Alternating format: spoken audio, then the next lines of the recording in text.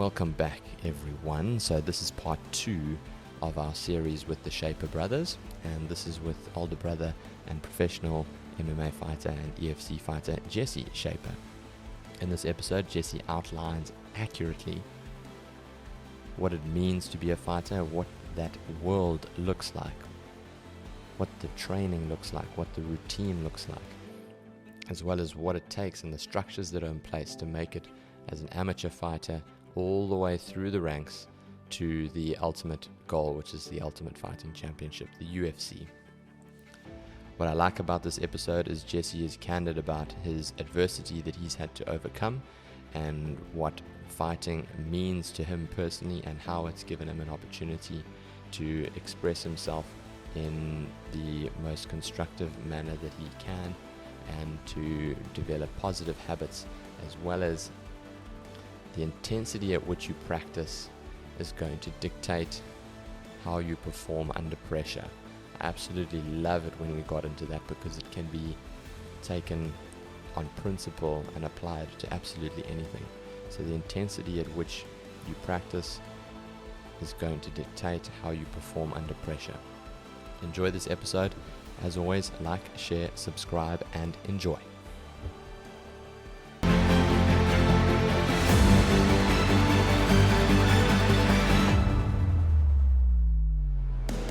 Jesse Schaper, one boot in, another boot out. Happy to be here. Yeah, lekker man. How's it going? Good. How's it with you? Yeah, hundreds. Loving it. I'm really enjoying this one today. I'm glad. So, tell me about your background, all right? I've heard a little bit about your brother Tyron. He spoke about how you paved the way in the family for combat sports. So, take me through your journey. Yeah, so without getting into the nitty-gritty, also tried to be involved in sports as much as I could.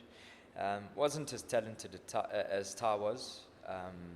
My mom also put me more into the books. She focused on, she had a big dream of me being a lawyer or a doctor or something along those lines. Sorry, Ma. Yeah. So initially, I had an issue with, I couldn't really defend myself. Okay. You know, I wasn't bullied to the degree where I would go home and have, emotional issues. But it sat with me with the fact that if somebody called me fat, I couldn't throw hands and deal with it. Mm-hmm. And even though I tried, I would get noshed, I would get beaten. So for me, as I went through, I started to understand. Okay, this is kind of how things work. Keep it low key.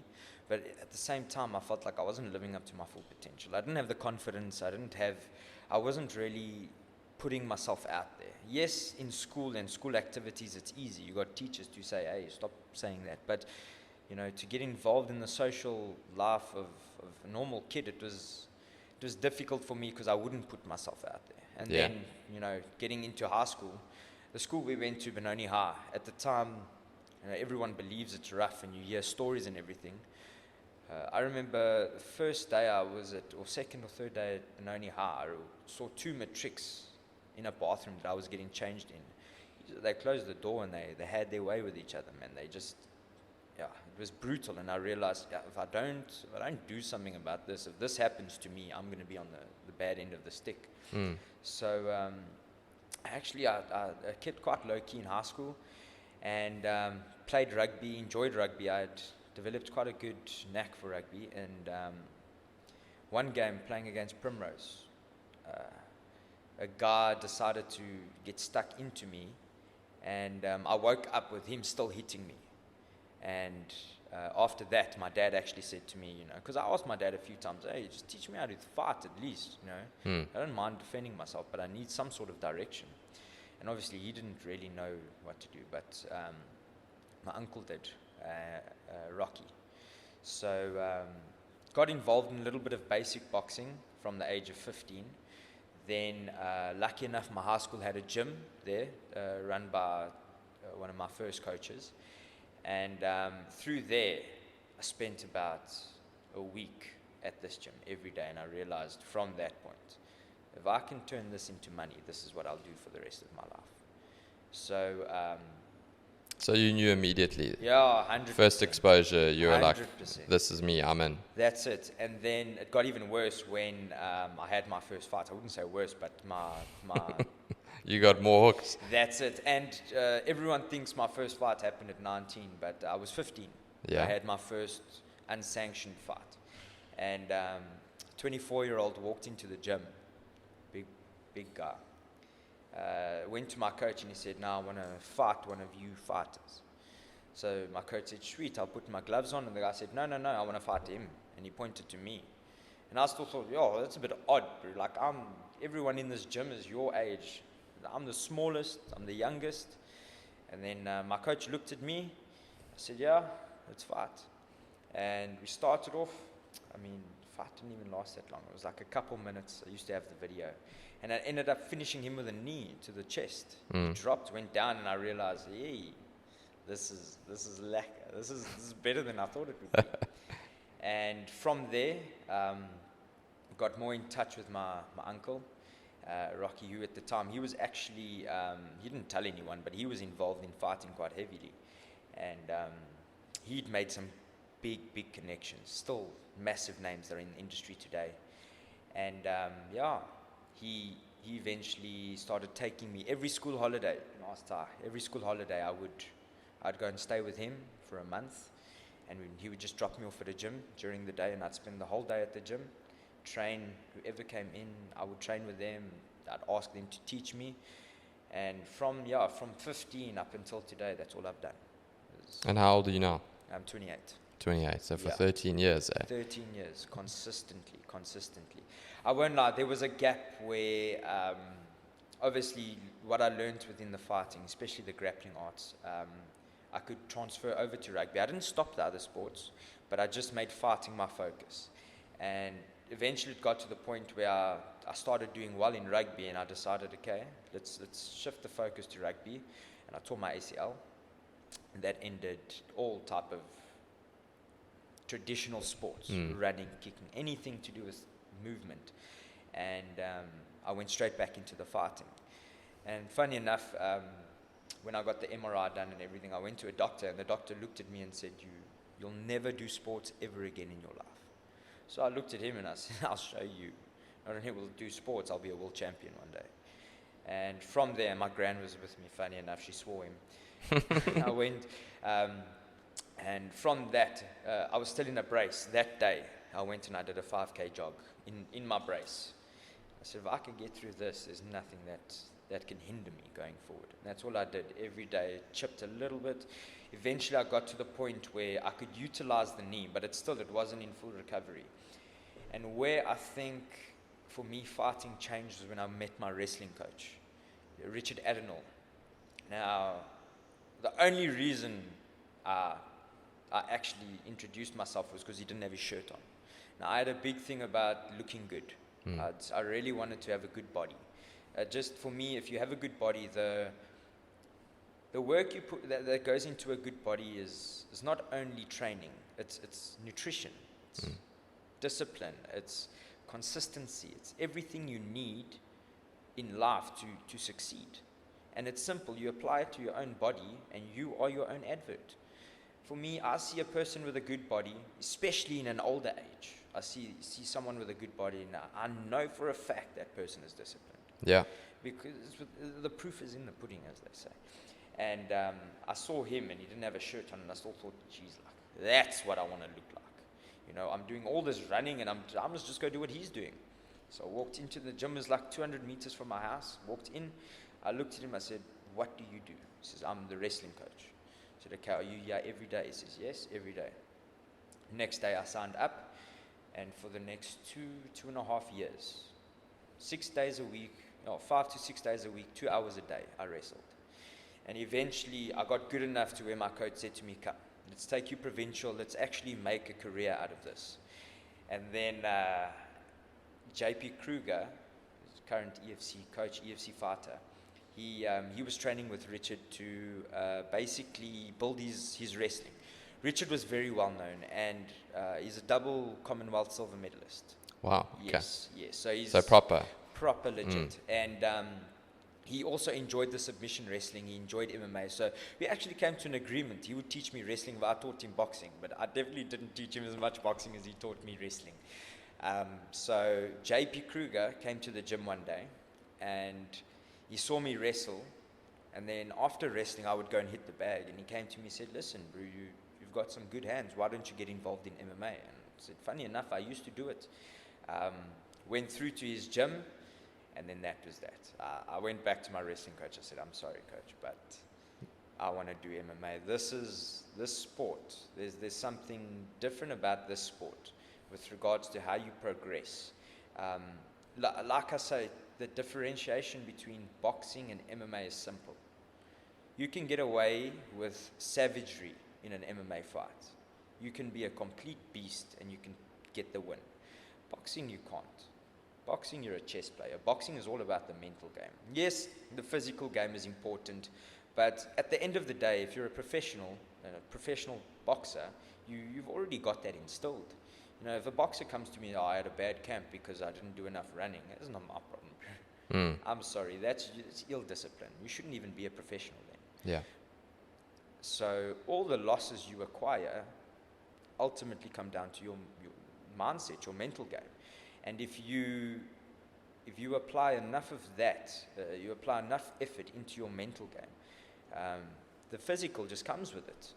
If you've got a strong mind and you know, geez, like I've got to make sure I'm on point. And what I've done now is I've taken that mentality and I've tried to apply it to MMA. I wouldn't say I've tried, I've applied it to MMA. It's something I only learned this year I make the joke, I've been training and competing for 13 years. This is the first year I learned how to fight from a scientific point of view. And all glory to God as always. But Clint Walters, he opened my eyes to how the mechanics work, how to think when you fight. And you'll see a lot of the training we do at Domination is mindset. When you guys are at your most tired, that's when we're in your ear. You know, come on, get up, keep going. You can do harder. You can work better. There's a little bit more you can give, because I think that's what I loved about MMA. Is MMA taught me how far I could actually push myself. And I mean, there's always give and take with that type of mentality. I'm way too tough for my own good. That's what I wanted to ask as well. You brought it up earlier with your ACL injury. So then where's the line between pushing the boundary and then finding that physical boundary unnecessarily to where it becomes destructive to your progress? So I think that's where a team becomes vital. So I'll explain it to you like this, with regards to being in a fight camp. Fight camp if you're doing a proper fight camp, 10 to 8 weeks. If you're taking closer to short notice, like I prefer, is 6 to 8 weeks. I don't like to do more than 6 weeks of a fight camp. If I'm overweight, then no, by all means. The most I've ever cut is 16 kgs in the space of like 5 weeks. Jeepers. Yeah. I fought and I won, so it works. So it's not good for you, but it works. But that's where your team steps in. And there's been countless times where coaches have had to pull me out of the gym. Coaches have had to say, no, enough is enough, just go home. And even then, you know, my fiance is the one who says, Jess, enough, stop, rest. And it's one word I don't like is rest. I don't need to rest. For me, the line would be death, honestly. And that's kind of what happened this year, is that a lot of the fights that I was set up for, that I was supposed to fight, I pushed myself too hard.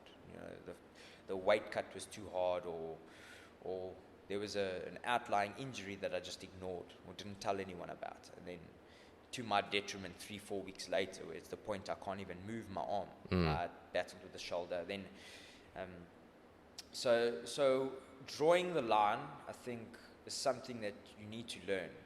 And that you learn from coaching others. I find myself often now telling a lot of my students, or a lot of the guys my fighters that I'm coaching, rest.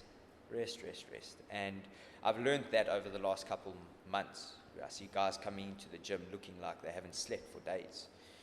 And I say, hey, what's going on? No, coach, I'm putting in 3 sessions a day. I was like, okay, cool. How many days you resting? No, I don't rest. I don't. Just 2 days rest. The progression you get over a resting period is unbelievable, and that's something I'm starting to learn myself. Is 3 days consecutive rest can take you from struggling to do 100 push-ups to doing 120, 130 push-ups. It's easy, not even batting an eyelid. So it is important to understand where the line is. But I stand by the fact that fighters are too tough for their own good, with good reason. Because when you're in that cage, and now I'm talking specific MMA, boxers, they deal with cuts and stuff like that, but nothing like MMA. You eat an elbow, you split, 110% guaranteed. If it's a proper elbow thrown, if it's a domination elbow, if it's a Muay Thai elbow, then you cut, you split. And what mindset do you have if you decide to quit after that? So the same thing happens in training.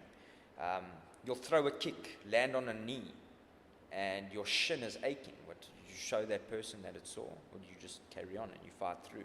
Eventually, you get to the point where it's not sore anymore. One of the earlier fights I had in my amateur career as a mixed martial artist is I fought in, what was it called? Alpha MMA. There we go, so long ago. And I fought a guy by the name of Alistair Kunene. 2 weeks before the fight, I tore my bicep. Not completely, it was a partial tear, but it literally felt like I broke my elbow. And for 2 weeks, I kept the running, kept going, and I went to a chiropractor. And the only thing I asked him to do was make sure I could throw one overhand. That's all I needed. That's what I was drilling. That's what I was playing. I'm going to land the overhand. Ended up missing the overhand and landing a left hook. Still winning the fight. So,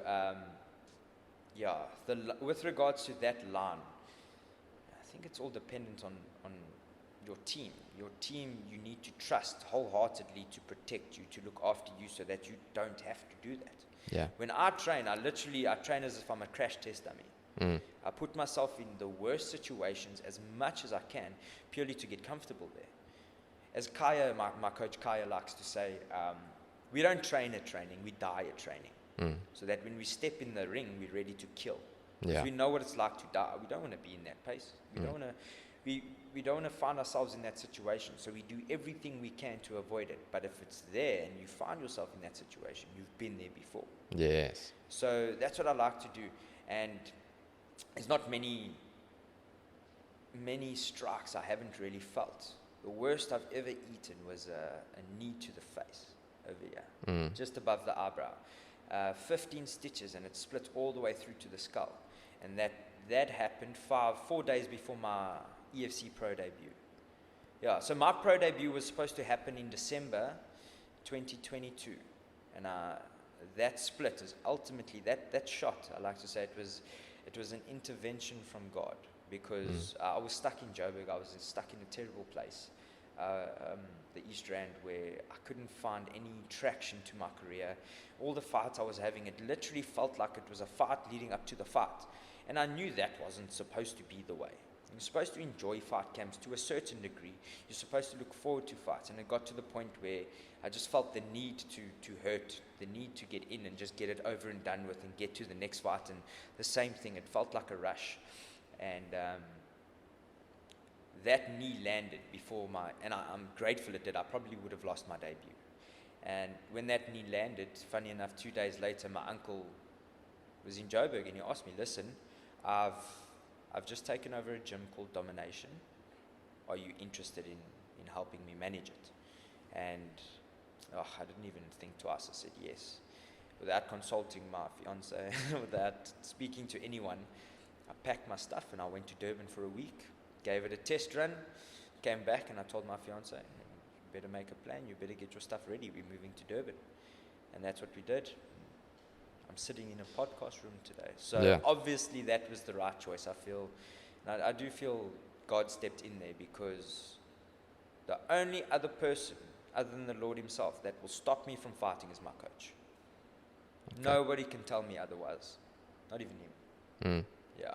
And I ask him his opinion. And I say to him, Tyron, I just need your opinion. And he'll say, no, just I don't think you should fight. I say, sharp, well, you better make sure I'm ready then. Whatever you see I'm doing wrong, we fix today. Yeah. And so that's my mentality is win or lose. Obviously, win is always the result you're looking for. But win or lose, when I step out there, I'm a new person. And that mentality will never change. I step in there, the old version of Jesse. And through that fight, that old version is destroyed. It's deconstructed. It's taken apart. The weaknesses are brought to light. And when I leave there, I have a new direction of where I need to go, where I need to take myself as a human being. Because, don't get me wrong, it is a sport, but I think what attracted me to the sport is the progression out of the sport. The concepts that I've learned from the various coaches that I've had in my life, I've applied to my life outside the sport. And that's helped me with regards to so much, with regards to my confidence. I mean, what I say to all my clients is, what's the worst thing that can happen to you is you can die. It's the worst thing that can happen to a human being is death. So anything before that is sharp. Should that not be the attitude? So what is a slap? It's nothing compared to death. What is a punch? It's nothing. Put yourself in that position so that when you walk around, those situations don't scare you anymore. Yeah. When you interact with people that tell me, no, I'm scared to speak on stage. Wow. Why are you scared? What's going to happen? You get embarrassed. Why do you care about what other people think? You don't have to go sit at home with them. You've got to sit at home with yourself. And as Tyron said, MMA is a selfish sport, but it's selfish in a positive way. It brings to light everything within you that you are hiding from everyone else. But not only from everyone else, but from yourself. There's those little voices that talk to you that no. You're too thin, you're too fat, you're not, do something about it.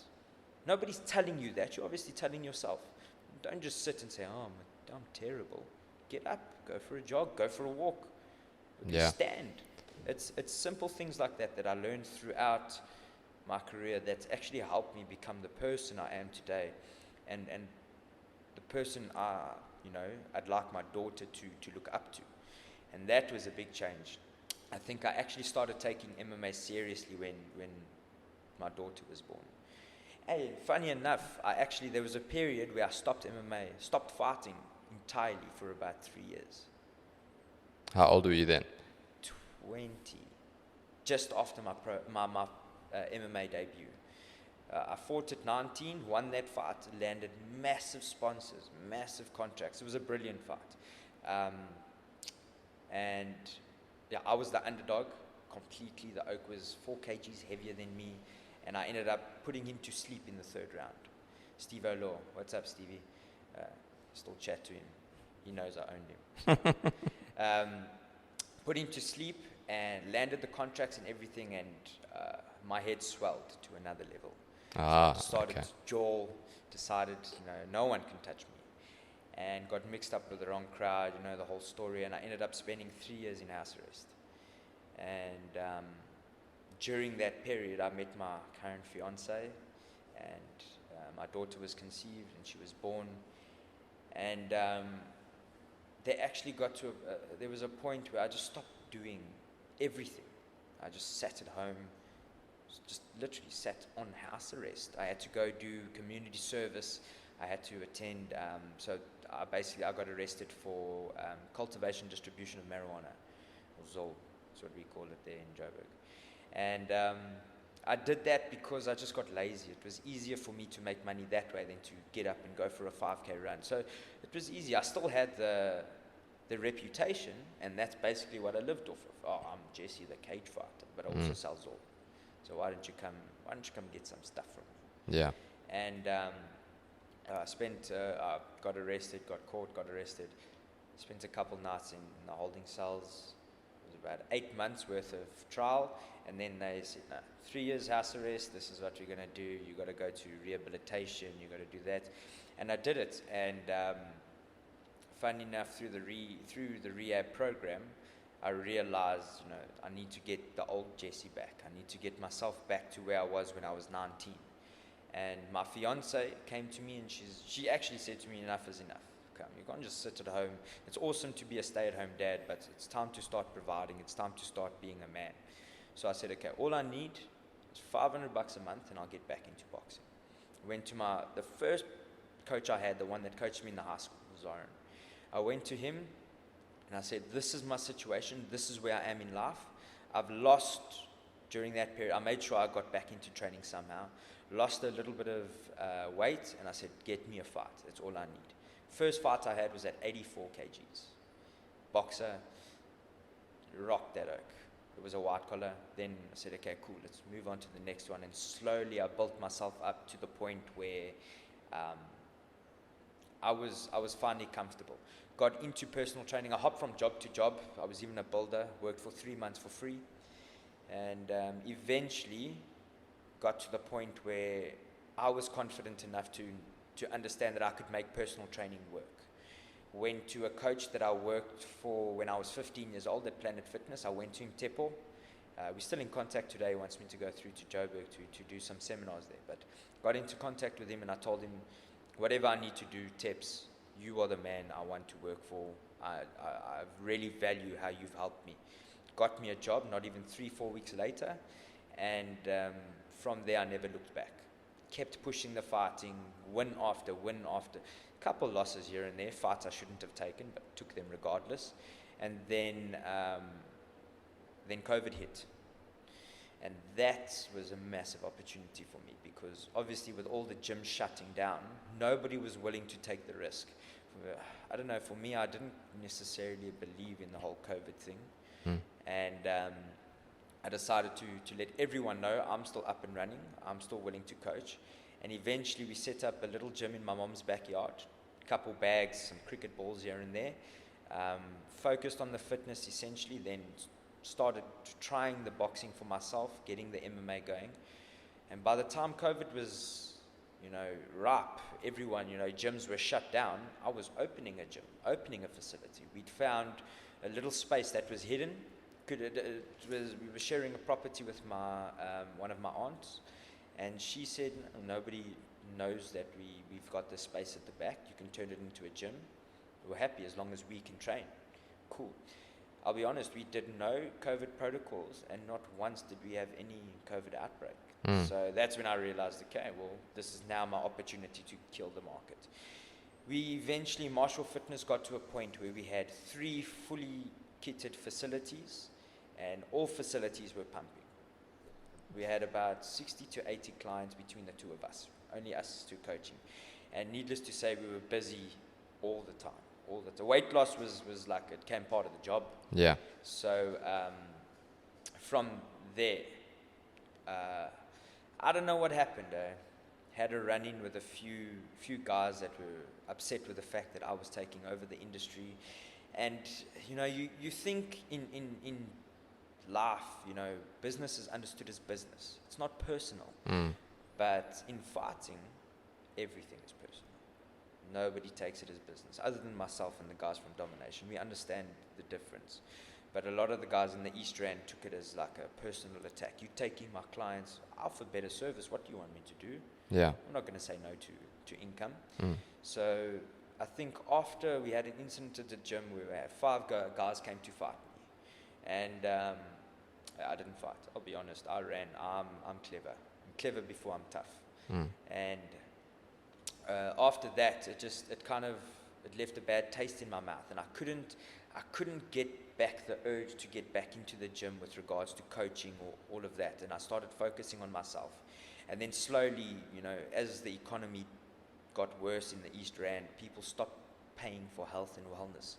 And I realized that there was no value on health and wellness in Johannesburg itself.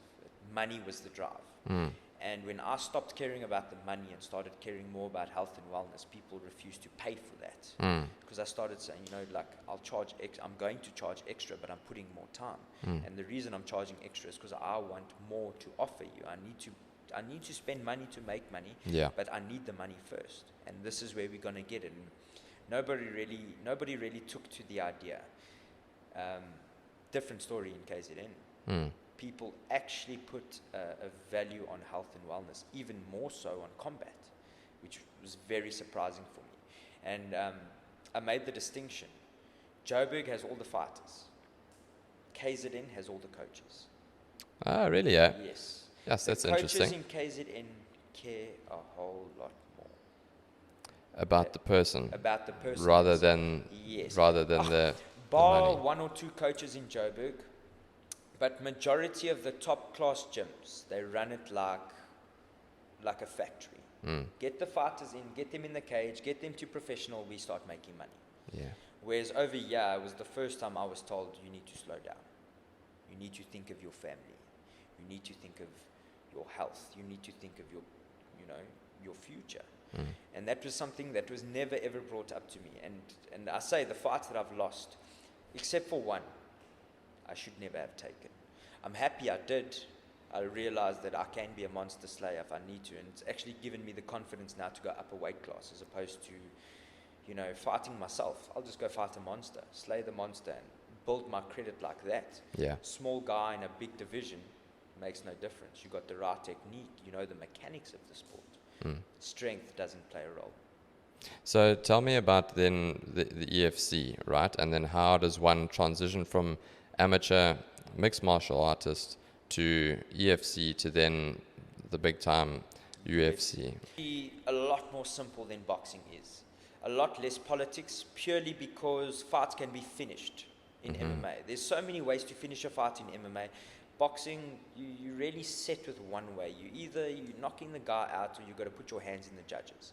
So, or put your faith in the judges' hands, rather. With MMA, go find yourself a gym, get involved with regards to training, moving around. It'll take you about a year. If you're special, 6 months to get the right technique, the right mentality, and the right understanding of the sport to actually go compete at an amateur level. Amateurs, I worked off the old school understanding of 10 fights. If you really want to be pedantic, 10 wins. Get yourself 10 wins and apply for your pro license. And you go for your pro license. The way pro licensing works is you run through a set of requirements that you need to know how to throw a jab. So you'll basically go through a sparring session. So they actually take you through a sparring session. 100%. So you'll get a couple guys you'll spar. You'll spar a few active professional fighters, and you'll spar a few active good amateur fighters. And emphasis on the good. These guys are on their way to being pros. So you'll spar a few of those guys, and then from there you have judges, guys that are on the panel. They'll sit and they'll watch you. Then you go through a whole grappling phase, and then they put it all together, and you've got to tick certain boxes. You need to know how to defend submissions. You need to know how to transition. You need to know how to defend actual strikes. And then from there, honestly, all your license gives you is you're safe enough to be in there. Same as a driver's license. Yeah. It's for your own safety. So once you've got your license, it's then being picked up by a promotion. And I don't say this in a negative way, or maybe it's going to come, but unfortunately, EFC is the only place to go at the moment. And the reason I say it's unfortunate is because a monopoly is not a good thing. You don't have a choice as a fighter. Yeah. And obviously, I can't go into too much detail with regards to the contractual agreements with EFC, but as Tyrone says, we don't necessarily get looked after the way we should. Now, don't take EFC as a promotion like the UFC. UFC is a platform for guys like me to build a professional record and create a profile, create a brand that is attractive to those big fish. Okay. So that's just a small pool of local fighters that need a stage to perform in order for the scouts to see you. So that's all the EFC is. And yes, it's lacquer, you get paid, and you've got your regular fights and all of that. But I do think if there was perhaps another promotion offering something more, then the EFC would have a need to step the game up. Competition, yeah. There we go. Competition for me breeds progression. And something, that's why I insist. I mean, I told you first night of sparring, you don't have a choice. Yeah. Step in, bro. This is the training session tonight. And I mean, look at how much better everyone's gotten, specifically in the boxing classes. I'm super impressed. since Tyron's taken over, he set the foundation for progression as opposed to fitness. So that's basically how you get your way through to EFC. Now, once you're at EFC, that's where the games begin. I was never one to pick and choose fights, but when it's your name and your reputation at stake, which is all you have in the sport, your reputation is your fight record. Yeah. Your name is how you conduct yourself leading up to those fights, during, after, social media, all of that. It's important. Even though fighters don't think it's important, one of these days you're going to have to sit back with your grandchildren, like they're going to ask, hey, you used to be a fighter. Do you have any footage? And now there's footage of everything. Do you really want your grandkids to see you acting like a clown? So, and that's where, for me, spirituality comes in. And that's something that has only further progressed me within my fighting. I've come to understand that it's not about the aggression. It's not about the emotion. With this, the way you keep yourself clean within the sport, you take your emotion out of it.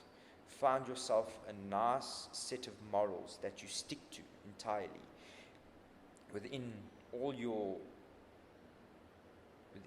processes that you follow, and from there you won't get caught up in the world of MMA. And the world of MMA is not necessarily the nicest of places. Yeah.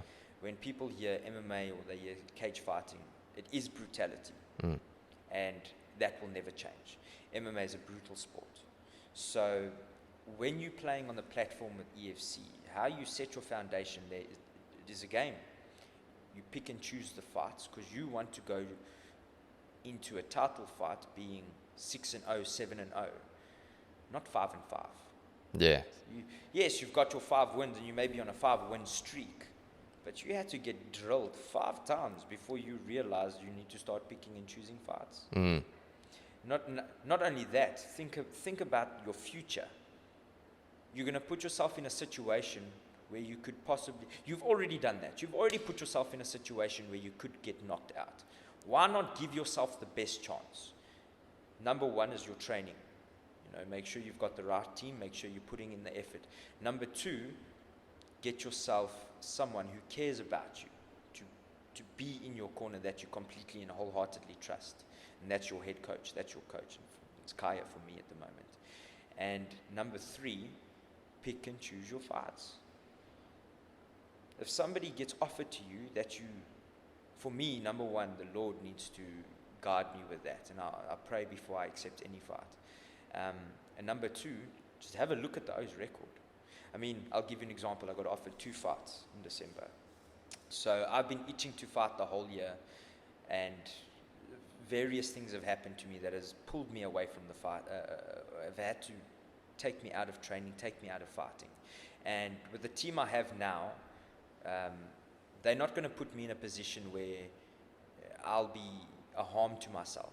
So a lot of the times fights have been declined, not because I wanted to not fight, but it's the smart option. So eventually it got to the point where I was like, you know what, I can't go a whole year with just 1 fight, not again. So I pushed, messaged EFCA, I'm ready, even short notice, send it through, I'm ready. They sent me a fight. It was a good record and I was happy with it. The guy was also coming up from 61 to 66. That's a smart fight. He's got only 1 fight. I've got only 1 fight. I accepted, he declined. I wouldn't want to fight me either, 100%. Yeah. So the next, and I don't hold it against you. He did the smart option. He just came off a loss. He doesn't want to go against somebody he doesn't feel confident, especially short notice. Then I was offered a second fight. And this man sitting with 11 fights. Yes, he has 8 losses, 3 wins, but coming down from 70 kgs. He used to be a lightweight fighter. He's coming down to 66. And the guys he's fought in the past, most of them are in the top 5 of their divisions or their respective promotions. That's a hard fight. And think about 2 weeks' notice. Why would I put myself through that, knowing more than likely what the outcome would be, just because I want to be tough? That's where the game gets played. And funny enough, I wanted to accept the fight, and my coach turned and he said no. He said, sorry, I'm not letting you get in there. I don't think you're going to be ready. And that's why I said, only the Lord and my coach can stop me from fighting. Having that support system. There we go. He told me no. He told me, he said to me, no, Jez, I've seen this oak. He's not as good as you are with regards to technique, but he doesn't go down. He doesn't get knocked out. And he knows how to roll. He knows how to defend submissions. So that's the game you're playing at the level of EFC. Then your next stage is your UFC. There's a little bit of a gap. If you can't get to the UFC and you feel like you're stuck in EFC, then promotions such as UAE Warriors, Brave, they come in. They like the bridge between UFC and EFC. They're more of a prominent promotion. It's overseas. Number one for any South African fighter, fight overseas. Exposure, finance. You're getting paid in foreign currency. And overseas, they look after their MMA athletes way better than South Africa does. I mean, I represented South Africa in Zambia, fought the top-ranked Zambian fighter. Yes, we went all 3 rounds. I lost by split. I think I lost by split decision. He's actually in the EFC, in my current division. Ken, I'm keen to roll you, bro. So I was under the impression that I was representing my country. And still to this day, no recognition for it. No, I went there malnourished, tried a vegetarian diet just to get down to weight. And needless to say, it was one of the toughest fights I've ever had. And to come back and be like, hey, getting my green and gold blazer, and hear nothing of it. I think to myself, why would anyone want to do that? Yeah. I did it, and I don't see the value in it. So and I don't care what any fighter says, every single South African fighter is looking to get overseas. And they are willing now, as of late, thank you to Dricus du Plessis and Cameron Simon and all the guys that paved the way, and the guys that people don't even know of. If I'm not mistaken, the gent's name is Sean Robertson. He was one of the first UFC fighters back in the days where the O's were even debating whether you needed gloves. Soldier Boy, Gareth McLennan, he's an actual KZN local.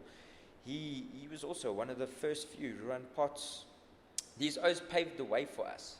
And they did it all with even worse conditions than what we have now. So I think if South Africa, all the organizations involved, if they just actually put in effort, real effort, and it seems like it's coming through now. It seems like it's happening. I try to stay, I have to stay as connected to the amateur circuit as possible. That's where my next champions are coming from. That's where, the future of the sport is coming from. And when you look at it, it is building. But I do think, compared to what the other sports are receiving, we could definitely get, at the very least, more funding. At the very least, more funding. These Oaks, they're not playing soccer. They're not playing rugby. These Oaks are, to a certain degree, putting their life on the line. I nearly died from kidney poisoning from a weight cut. It's not even stepping in the ring. So, we're risking a lot to simply get brushed off as now they're fighting. It's just a fighting sport. What is and I've been involved in so many sports, both from a competitor's point of view as well as a coach's point of view. I coached at my high school during my period of house arrest. They really helped me out.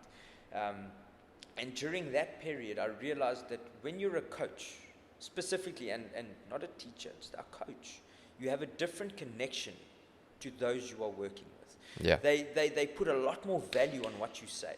So your coach is basically, he guides you through life. And that's what I try to do with everyone that I coached. I try to instill some principles and values that they can take to their everyday life.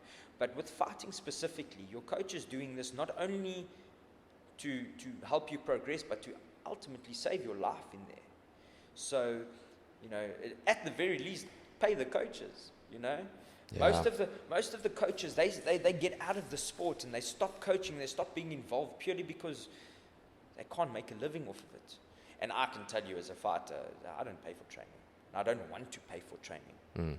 And that's perhaps the reason why coaches are leaving, is because fighters feel that need of, that sense of entitlement. Well, I'm a fighter. I'm the one doing the fighting. You're only coaching. Hey, without that coach, what are you going to do? You're going to step in there. You're not going to have the same confidence. You're not going to have the same discipline. You're not going to have the same drive, because he's going to be that guy who pushes you through when you say, no, coach, I don't think I can. Yeah. Or pull you back. There we go. Depending on when your personality. Exactly that. So every fighter in South Africa is looking at getting out of this country. Because once you get overseas, you are going to be looked after. And maybe I'm incorrect. Maybe, I could be wrong. But I like to sit back and just look and watch and observe and take in what's happening around me, and then connect the dots myself, because everything reveals itself over time. And as I can see over time, where are the South African guys going? If Dricus du Plessis could make a massive success out of MMA in South Africa, he would have done it by now. Yeah. But he had to go firstly to Poland. I don't know how many people know this, but he was a champion in Poland before he was a Really? champion. I didn't know that, no. Yeah, he was taking down Russians and destroying those hardcore guys there behind the scenes before he went through to UFC. So for everyone to turn around and discredit him the way they do, I have a good laugh. I have a good laugh, because regardless of what anyone thinks of his technique, he's 5-0. He hasn't lost in the UFC. So why throw shade? And like I say, it's easy to sit on your couch. Hey, you should have done this, you should have done that. Come eat a bag, as Tyron said. Armchair critics. There we go. So that's the whole circuit of MMAs.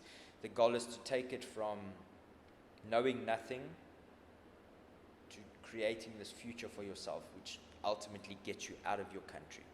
And it's sad to say, but that's where we're trying to go as well. We're trying to get ourselves out of here, not only because we'll be looked after better within our careers, but the life that we can give our family doing what we love is that's the goal. That's the dream. That's it. Doing what you love and then getting paid to do it. That's it. And getting paid handsomely to do it as well. Exactly that. So I love what you said earlier about your fighting and how a fight is almost like a transformative experience for you. The Jesse that walks in is not the Jesse that walks out. So when is that next transformation happening? When's March? Okay, so next fight is in March. Definitely, the next fight is going to happen in March. March or April. Lots of things can happen in between, but God willing, I'll get there in one piece. I'm not taking off. You can ask him, I don't need holidays. I push through. So December I'm working hard, January working hard, February working hard, and then March will be the big day. March is where I get to be reborn again, as I say. I go in there, and like I say to EFC, with that amount of time, it can give me the champion. Yeah. They can put me in a title fight, and I'll be more than happy to accept. Because with what we are learning now and what we are teaching at Domination, I don't even see gyms around the world doing that. And I'm not being boastful. This is just facts. This is just facts. When you work with mechanics, and you work with psychology, and you work with anatomy, you put those three fundamental things together. There's not a single human being you cannot dismantle. Because the martial art, everyone knows. Everyone knows how to jab. Everyone knows how to kick. Everyone knows how to shoot, especially at that level. So you gotta take that aspect out of it if you want to find where you're going to be different. You still focus on that, yes, 100%. But within that, you got to see, where can I make it easier? Where can I'm like I say, I'm fighting monsters. These oaks are massive. For 66, some oaks are cutting from 80. That's a big cut. And they step in there, replenished and renourished, and they're like 75, 76. My replenishment, I'll be lucky if I get to 70. So I can't rely on my strength. I can't rely on my knockout power. I rely on the mechanics. The mechanical strength, the leverage, the angles, footwork, movement. And, as we like to say in Domination, the goal is to get to land elbows. The goal is to get to land knees. So using all of that, and obviously the psychology of the person you're fighting, there's always a base, or how do I say, there's always a default mindset that people go to when they hit panic stage. Yeah. And if you've never been there, you'll go to that default. And when you hit the default, that's when the magic happens for me. Once you are panicking, that's when I'm relaxed. And I don't see myself panicking in any situations within a fight. I mean, the guys I'm training with are monsters. My coach is walking around like between 88 and 93, pure muscle. One of my main training partners, other than Tyron, is a EFC heavyweight champion, the Dr. Tabani. And these are the guys that are hitting and kicking me. So I have to figure out how to beat these guys. More than likely, or more times than not, I lose. But when I do win, that's something that will stay with me forever. And that's most of the time how I win my fights. I love that, Jesse. I love how this has come full circle as well. Setting yourself up, and the way and the intensity at which you train is at a level that surpasses the intensity of the event or the fight. So that when you get into that position in the octagon, there's nothing that you haven't seen before. There's nothing that you haven't experienced. Exactly. And you've got that default. Your default is at a different level. There we go. To being, when you're in the octagon, because of the work that you've put in outside of that. Yes. So where can people find you? I didn't say this with Ty either, but where can people find you if they want to follow your journeys? I'll include it in the show notes as well. But Instagram, websites, or anything like that? Yeah, Instagram. So my handle is simply Jesse Schaper, Jesse_Schaper. Domination, if you're looking to follow us on Instagram, it's Domination031. And Tyron, it's official. Is it official Tyron Schaper? Yeah. Official Tyron Schaper. That's if you want to follow us. But also just pop by the gym, 20 Gainsborough Drive, Durban North. The way I've structured the atmosphere at Domination now is the way I think we can actually reach the community properly is just walk in. My biggest issue is I look unapproachable apparently, as I've been told. I look like I'm too rough to talk to. And yes, maybe it's my demeanor, it's, the tattoos or the fact that scars and all of that. But if you just step into the gym, you'll understand that it's a family vibe. It's not a vibe of vicious, violent, manhandling monsters that, yes, I've just said, the guys on there, monsters by stature. But the mentality, we like kids. Yeah. It's playful. And one thing that I'd like to spread going forward with my career is the fact that you don't need to be a vicious person to be part of the sport. My whole mentality going forward is, without sounding too off, is I'd like to spread the love. When I stand across from my opponent, I want him to know that we're going to fight hard and we're going to push each other to the point where one of us breaks, but it's out of love. It's not out of anger. I'm not angry with him. I'm there to find out something about myself. The fact that he's been put in front of me is just, that's the person. It's the person who's going to get me to that stage. And hopefully I can get him to a point where he can turn and say, thank you. Yeah. It's a fight I'll never forget. And I can speak personally to wrap it up from my experience with Domination, coming from somebody that's had zero experience in boxing or MMA or anything like that. And I definitely get that feeling as well, not only from the coaches, but also from the other members in the classes. There's lots of different fighters there with different experiences. People that have been there for fighting for 2 years, 6 months, 4 years, professionals, etc. But everybody's there, not only the coaches, to learn from each other.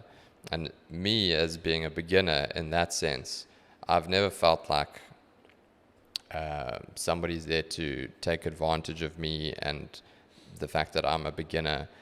Even the other members in the class are always offering advice. If there's something that I'm not grasping or I'm struggling with, they're like, no, do it this way. Arrange your feet like this. Do that, do this. Work on your work on your 1, 2s, and 3s, and I'll work defense. Yeah. So, and I think that's crucial in terms of overcoming the stigma that surrounds combat sports. Yes.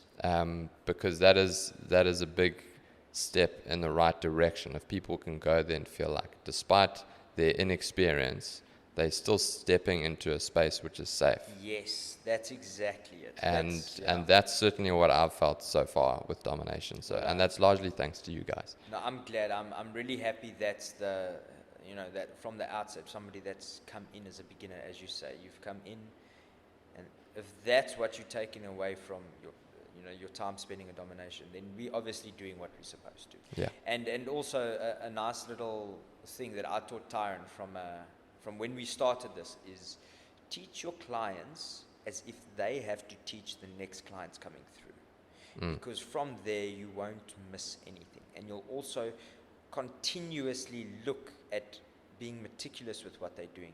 Because more than likely, you're going to have your clients teach the new batch that come in. Does that not make the coach's job easier? Yeah. And I'm not saying that so that we work less. I'm saying it for the point of progression.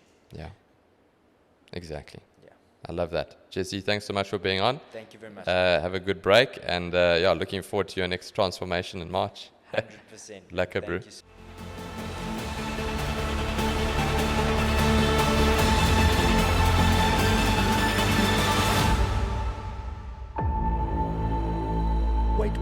Wait, before you go.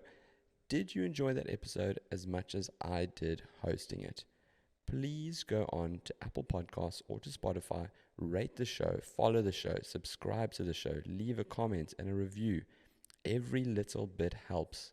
The more reviews that the show gets, the more traction it's going to get, which means that the guests get better and better, the value gets better and better, and then we can continue to grow together and be better as a community. Thank you very much. Have a great day.